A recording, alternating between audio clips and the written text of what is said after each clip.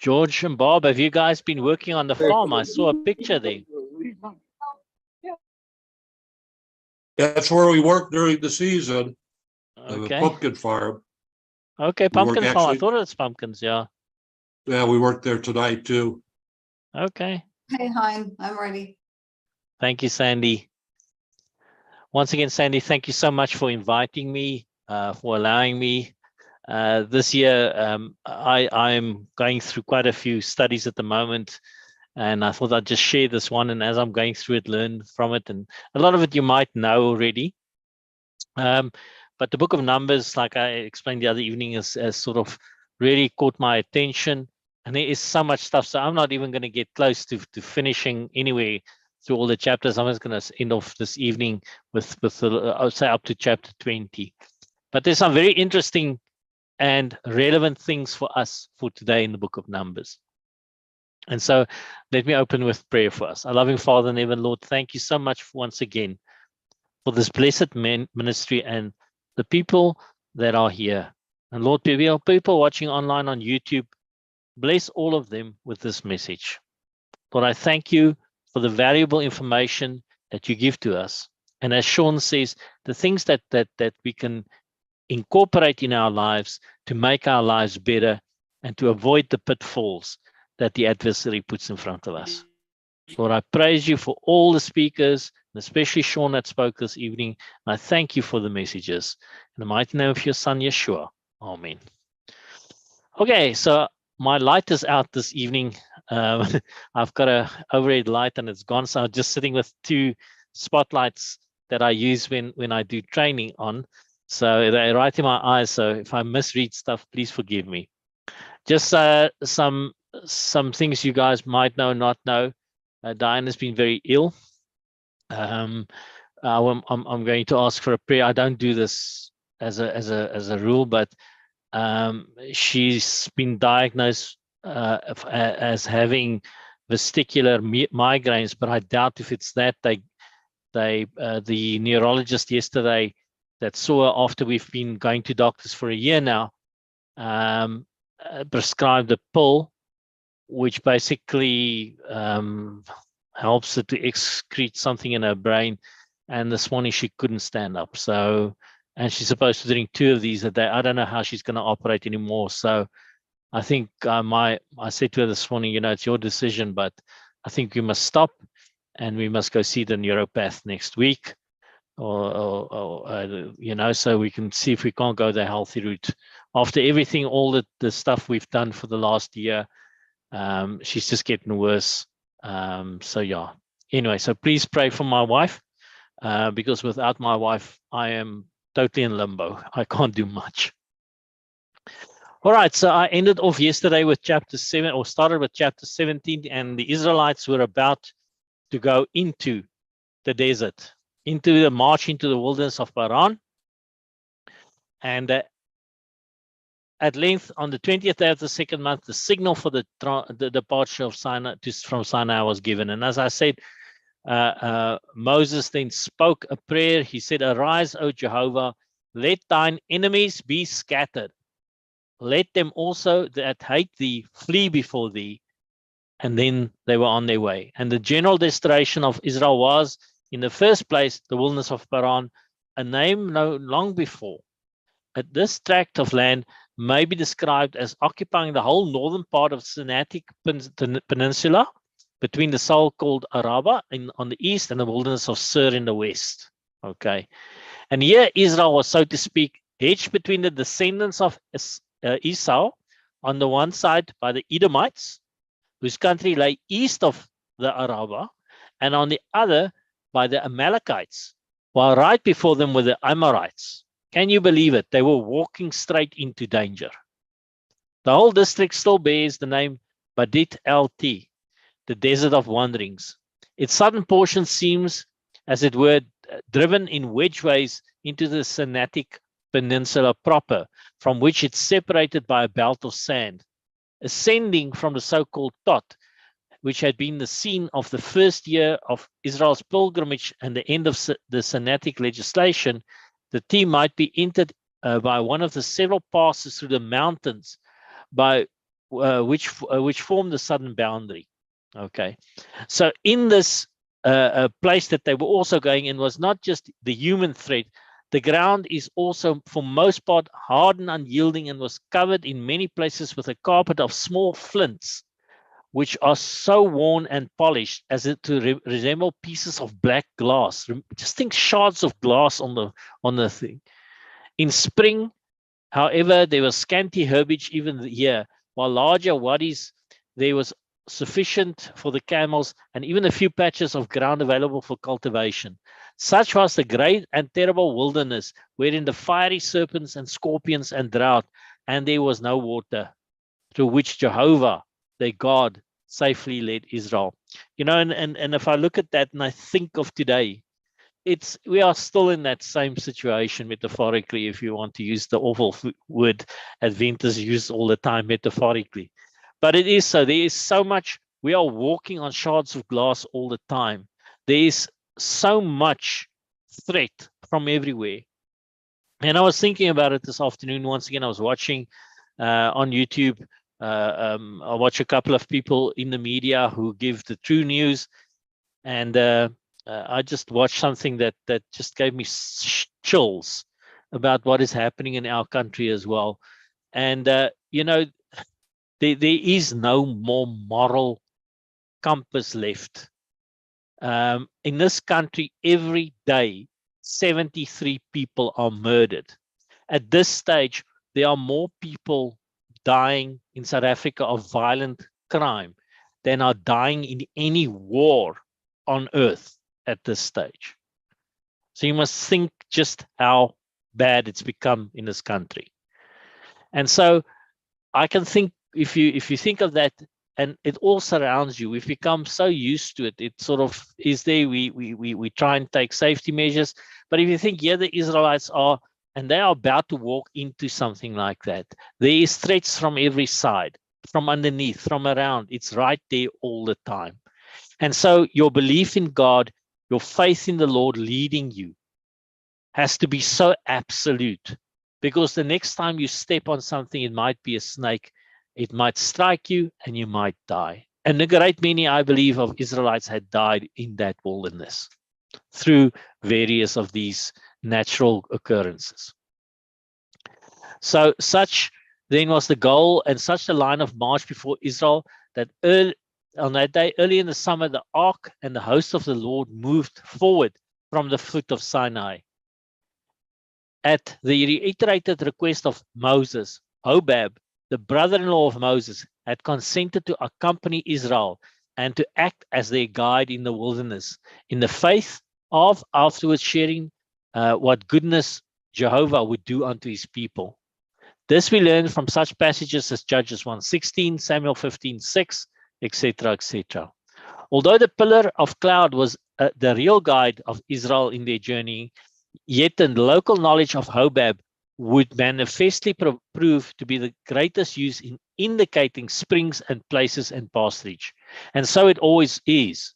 The moving of the cloud or resting must be our sole guide, but under its direction, the best means which human skill or knowledge can suggest be earnestly sought and thankfully used. And I thought of that once again, just the way that Ellen White worked as the messenger of God in tandem with God, and the messages she gave us as God. We know the Holy Spirit, the Spirit of God is there. It leads us. But to make that real, it came through our prophet, and it came through Ellen White as the messenger. And she was the one who verbalized it, who put it into writings for us, that we can today, if you look on the screen there is so much of it. We are such a blessed people to have this.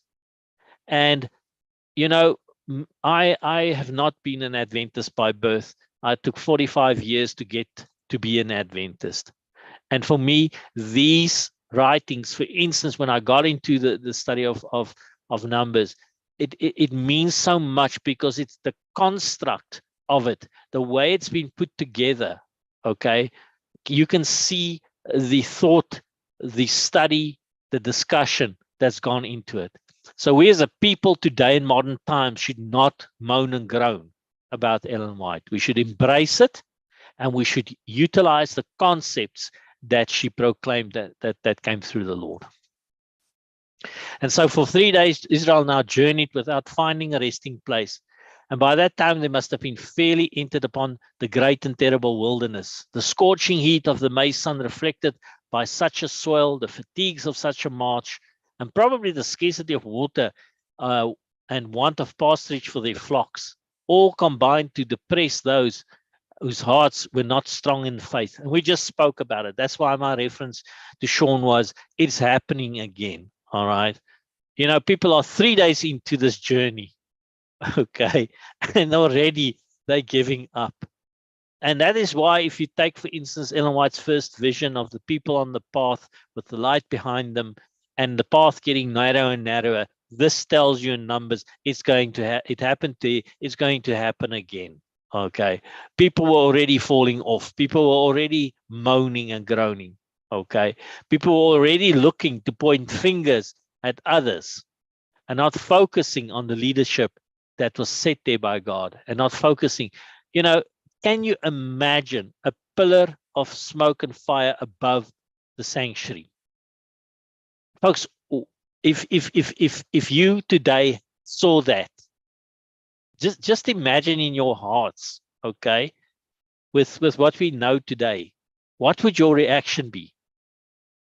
You know, giving it some thought this afternoon, I thought, you know what, some people wouldn't believe it. They would think it's an IMAX movie or something like that.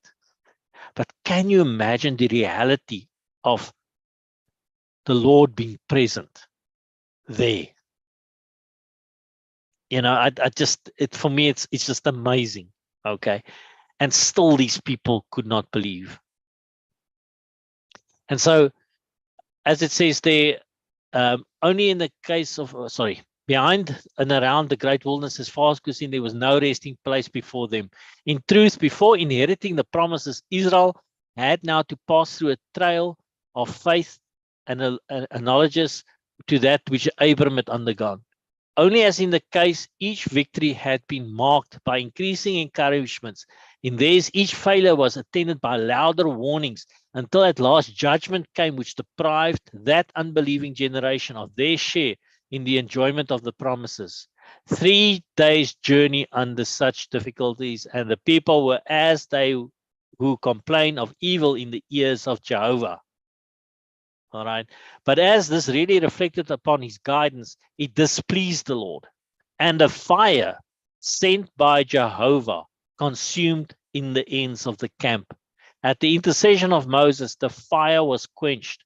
But the lesson which might have been learned and the warning conveyed in the judgment which had begun in the uttermost part of the camp remained unnoticed. Even the name Tabera, or burning, which Moses had intended to perpetrate the memory of this event, was unheeded. So even with the judgment, the Lord shows his judgment. He sends the fire. They still ignore it. And as much as I want to believe that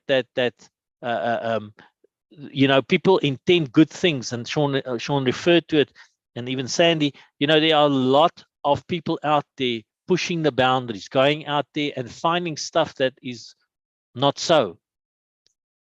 We have spoken many times on the character of God, and it's one of those very tight and tense subjects within, especially the outside of the Adventist Church in the independent ministries. And there's some very big ministries who honestly believe that there will be no judgment in terms of what the Lord has said. That each and every one brings this upon ourselves, and because of that, the Lord has no hand in death, because God does not kill. And here, if you read this, it tells you very clearly the direct intervention of God. He brought a fire down on the outskirts of this camp, or when they were traveling, and he consumed these people. Okay, Moses tried to make it a memory of it. The people just couldn't be bothered. You know, there's some people over there. Oh well, the fire got them. End of story. Let's go on. Let's complain further. And that's where I believe we are today as well. We've become so used to this life and what's out there. that we don't see the fires around us anymore. We've become like the proverbial frogs in the slowly heating water. Adventism has become that. And unfortunately, like Sean mentioned as well, the adversary, the devil, is the one that really at the end of the day is using that.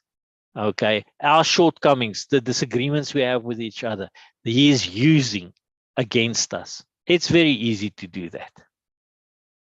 And so, as it says there, okay, so here we are, sorry.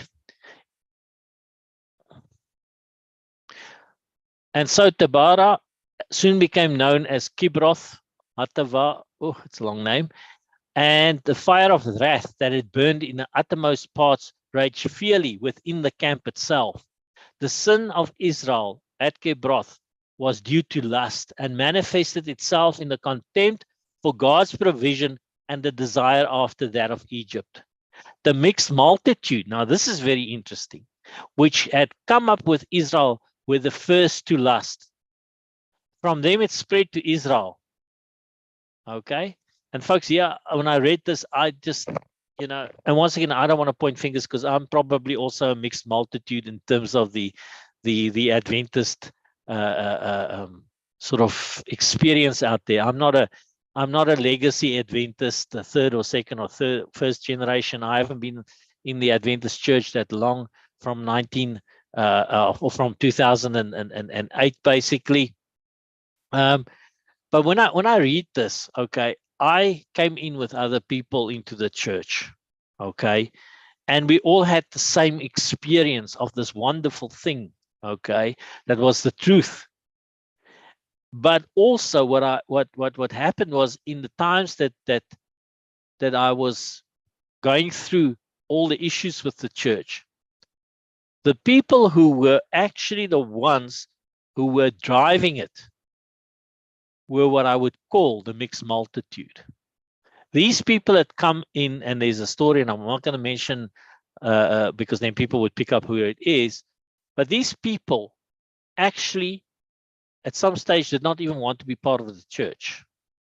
Okay, and they came in a very strange manner, and within a couple of months, let's make it within a year, these people became part of leadership.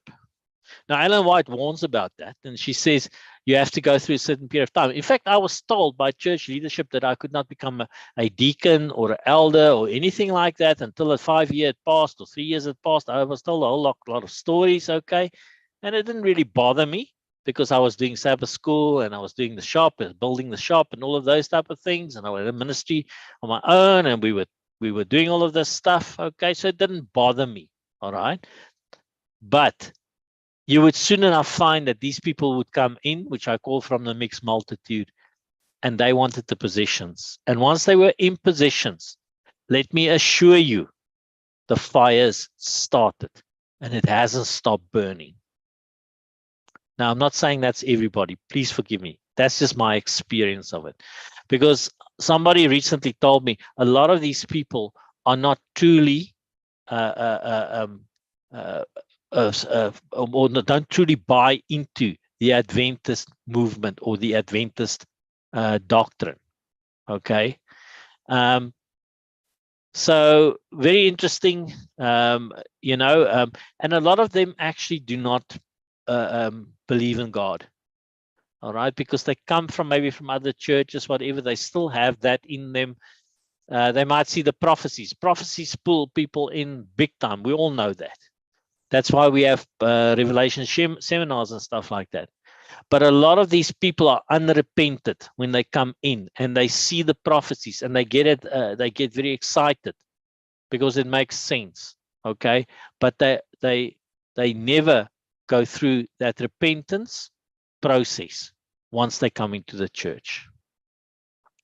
So 2 things would the Lord do in answer to the appeal of Moses. First, he would, in his tender mercy, support and encourage his servant, and then manifest his power and holiness. With this twofold purpose in view, Moses was directed to place 70 of the elders of Israel, probably in a semicircle, around the entrance of the tabernacle. These elders were henceforth to help Moses in the bearing the burden of the people, the complaints department, as I call it. He had wished help, and he was now to receive it, although he would soon experience that the help of man was vain, and God alone was the only true helper.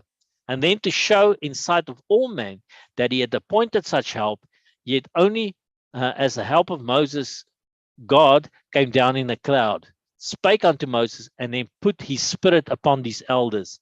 In manifestation of his new gift, they prophesied, by which, however, they were to understand not the prediction of future events, but probably that speaking in the spirit, which the New Testament has also designated as prophesying.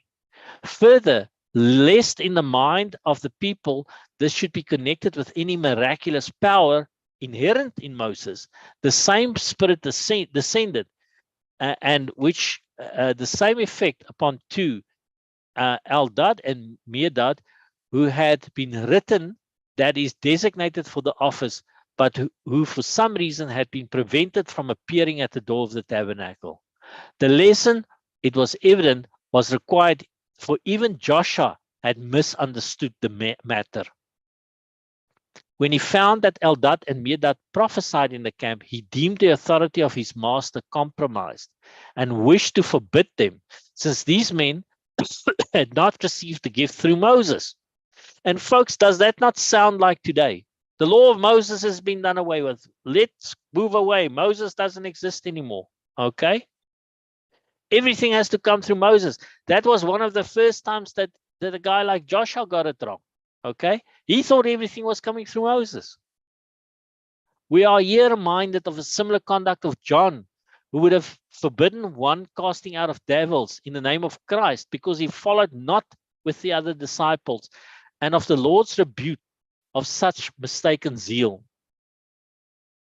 Mistake too often repeated, a rebuke too much forgotten in the Christian church at all times.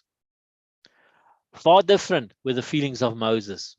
As a faithful servant, he empathically disclaimed all honor for himself, only expressed the fervent wish that the same spiritual gifts might be shared by the Lord's people. We spoke about meeting people in heaven one day, and truly, what would it not be to meet a person like Moses? You know, the faith of Moses and the patience of Moses. Sure. Although he also got angry and upset, you know, he was leading, what was it, nearly 2 million people. It must have been a huge task and a huge stress. One thing was still required. God would manifest his power in providing for the wants of the people. Okay. And here, obviously, they were then moaning now about the fact that they didn't have meat. And once again, the Lord sent them meat. And he gave them the quails, and I'm going to go into that. There's a whole thing about that. But thus the Lord had shown the folly of those who murdered against the provision or questioned his ability. It still remained to punish the presumption and sin of their conduct. Okay?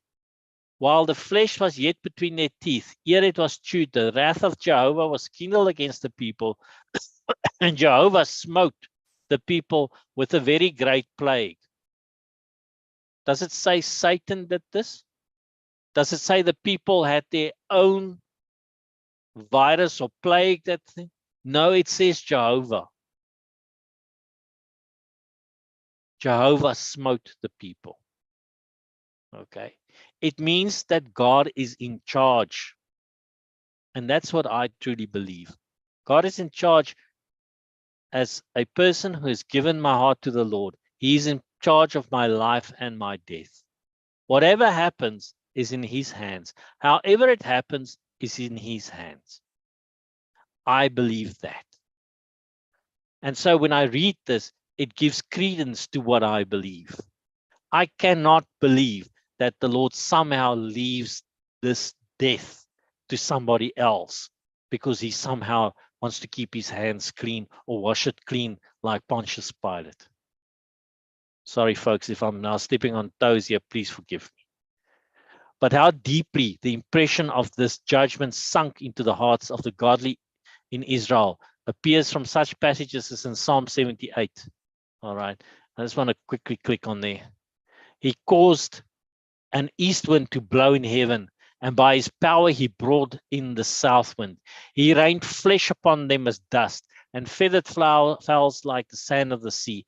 And he let it fall in the midst of their camp round their habitations. And so they did eat, and they were well filled, for he gave them their own desire. They were not estranged from their lust, but while their meat was yet in their mouths, the wrath of God came upon them, and he slew the fattest of them and smote down the chosen men of Israel. For they had all sinned still and believed not for the wondrous works. They were therefore the days that he did consume in vanity, and their years in trouble. When he slew them, then they sought him, and they returned and inquired after their God. And they remembered that God was their rock, and high God their Redeemer. Folks, that is such a powerful message for today where we are as well. We are still, like I said, in that desert, in this world that is spiraling out of control. The snakes are getting bigger, the scorpions more deadly. The enemies are just waiting for us. And so in the one commentary I read that Roy Gain wrote, I'm just going to read from there as well to end off with. It's under the heading of freedom to complain. So at Kibroth, the Israelites are to sanctify themselves for a special encounter with God, as if they will enjoy a sacrificial meal. Instead, they become victims through the kamikaze or divine wind incursion of the quails. The grousing people get graves instead of gravy. They asked for it, but it's not good for them. Insisting on having one's own way and disregarding expressed or implied warnings from the divine God, rather than praying that your will be done, can be hazardous to one's health. God just might give you what you want. At least the Lord listens when the Israelites complain. We don't hear about them complaining to Pharaoh when they were in Egypt. All they could do was groan. Undoubtedly, grumbling to him was out of the question, as was for the people who lived, for instance, in countries like Iraq under Saddam Hussein. It says that when my wife and I were in Iraq for a few months in 1989, we didn't hear a single negative word about Saddam Hussein. It would have been easy to get the impression that Saddam was a wonderful person if we didn't know that he had tortured anyone who complained. Modern Israel is different. An Israeli friend told me about a Russian Jew who was allowed to immigrate to Israel during the Soviet period, which was then a very rare occurrence. When this person landed at Ben Gurion Airport in Tel Aviv, a reporter met him. That reporter asked the gentleman, "So how was your life in Russia?" Well, the new immigrant replied, "I do not complain." Another question ensued. How was the housing situation in Russia? The person said, "I do not complain." And so the reporter asked, "Well, what about the working conditions?" "I do not complain." Exasperated, the reporter demanded, "Well, if you don't complain about life in Russia, why do you come to Israel?" The Russian immigrant responded, "Because in Israel, I can complain." Now, is that not an indictment on all of us? You come to a better place and we complain. So freedom allows for the possibility of complaining. If ancient Israelites had stopped to think about it, they would have said, "Wait a minute, what are we doing? We're complaining. Would we have done that in Egypt? Never." Why not? because we were scared to death, because Pharaoh would kill us, and they were killing our baby boys. But now the very fact that we are griping proves that we are free. Isn't this freedom worth the temporary price of some dietary boredom? At Kibroth, the Lord comes down hard on the grumbling of the Israelites. So how is that different from Pharaoh? When they first complained about bitter water, did he not punish them, but simply met their needs by making the water sweet? When they complained about not having food, did he not give them manna? God knows that faith is a learning curve. After giving the Israelites evidence on which they could base their trust, he then expected them to trust him even more and held them accountable for the quality of their faith in his benevolence. After a year of living in total dependence on him, they knew where to get help when they needed it. When grumbling about food rose again, it was not simply complaining. It was a rebellious refusal to trust the Lord.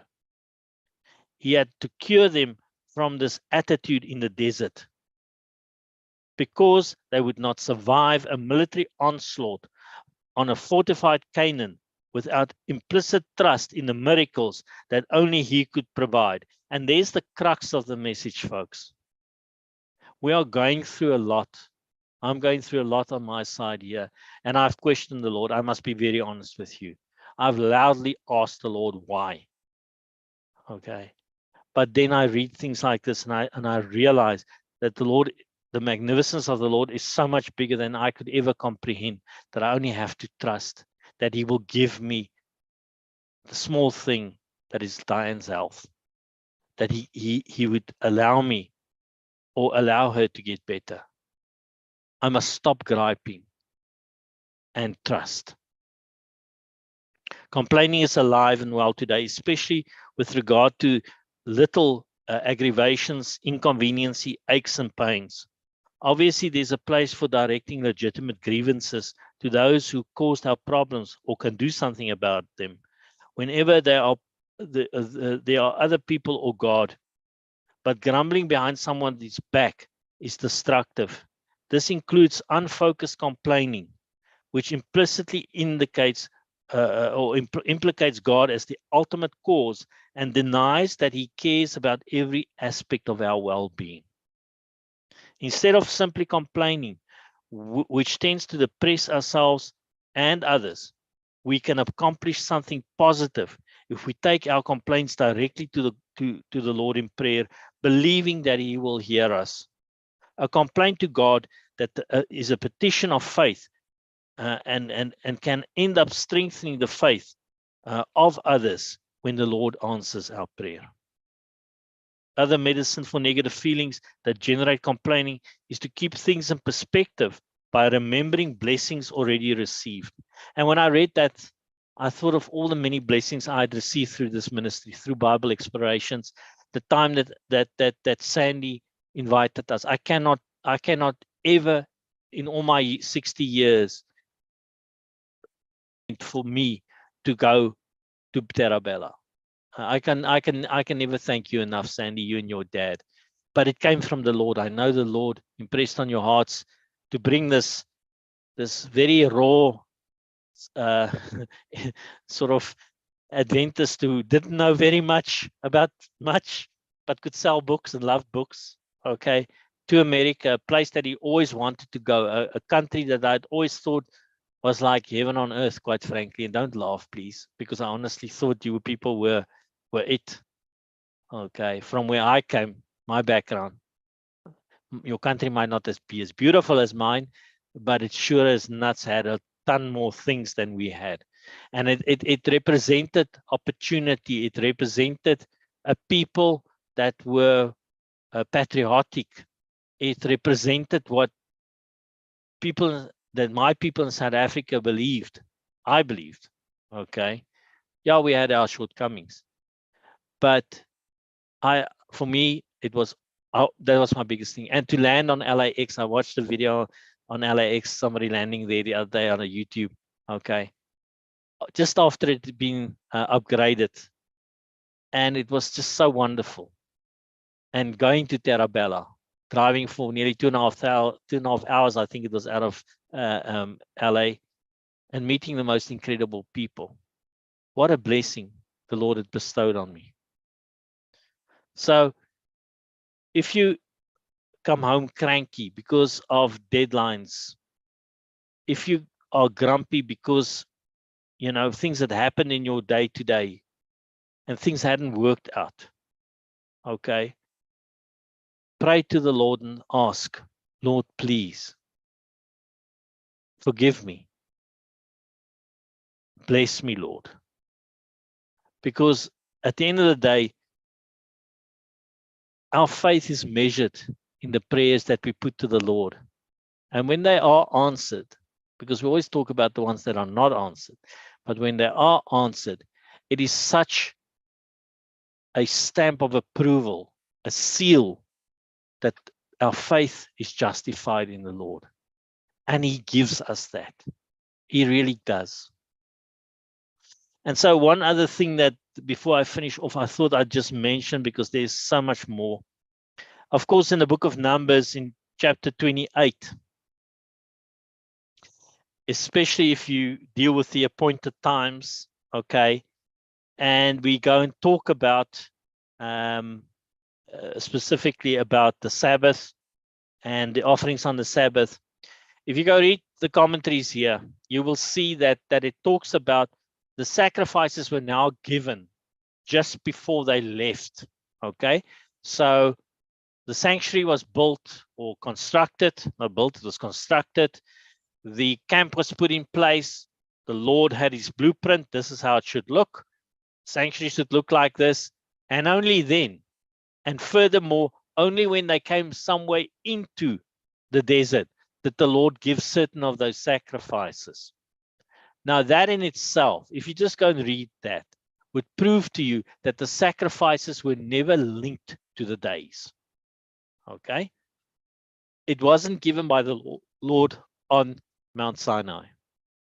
But here in chapter 28, and I'm going to read it to you to end off with.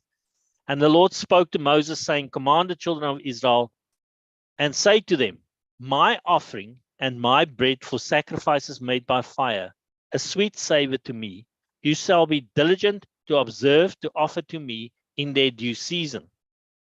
And you shall say to them, this is the offering made by fire, which you shall offer to the Lord, 2 lambs for the first year without spot, day by day, a continual burnt offering. The one lamb you shall offer at sunrise, and the other lamb you shall offer between the 2 evenings. And 1/10 of ephah of flour for the grain offering, mixed with 1/4 of a hin of beaten oil. It is a continual burnt offering, which was ordained in Mount Sinai for a sweet savor, an offering made by fire to the Lord. And its drink offering shall be 1/4 of a hin over 1 lamb, for a drink offering of strong wine to the Lord in the holy place. And then it says in verse 9, okay? And on the Sabbath day, 2 lambs of the first year without spot, 2/10 parts of flour for grain offering, mixed with oil, and its drink offering. This is the burnt offering of every Sabbath, besides the continual burnt offering and its drink offering. And the beginning of your months you shall offer the burning to the Lord, 2 young bulls and 1 ram. And in the 14th day of the first month is the Passover of the Lord. And by now you'll see they were coming on to their 3rd Passover. So they had their 2nd Passover at Mount Sinai just before they left, and now they were in the desert and their first Passover was there. Folks, the book of Numbers is not just about numbers. The numbers are there. And as I'm studying, I'm finding some very interesting connections between the tribes and the various numbers in the Bible. And it goes straight through into the book of Revelation. And so as one studies, the Lord keeps that interest alive and gives us all the benefits and all the blessings that come with study. Study is not a dry, dusty thing. Study is a joy. It's a blessing. Let us all partake as we go forward from this wonderful Feast of Tabernacles and study our Bibles for the next 12 months. And Sandy, once again, thank you for everything that you do, that the ministry does. And for each and every one of you that are here, I ask for a huge blessing for each of your ministries as well. Our Father in heaven, Lord, bless all the folks that are watching this evening or today, depending on which side of the earth you are. Lord, I ask for a special blessing on Diane as well tonight. Lord, please hold your hand on her. It's now more than a year, Lord. And I ask that you give us a way forward with her health. Lord, you know the intricate parts of my life, and that we are a team, Lord, and that we always served you. But Lord, only if it's your will. I ask a special blessing for each person on this day in Tabernacles as we come up to the 8th grade day. And I ask that you bless us as a people. May next year we all see each other in the New Jerusalem. And Lord, may each of us be blessed. I ask this in the mighty name of your Son, Yeshua. Amen.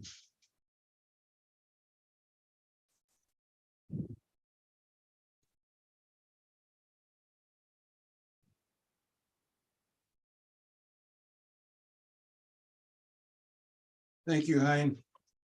Thanks.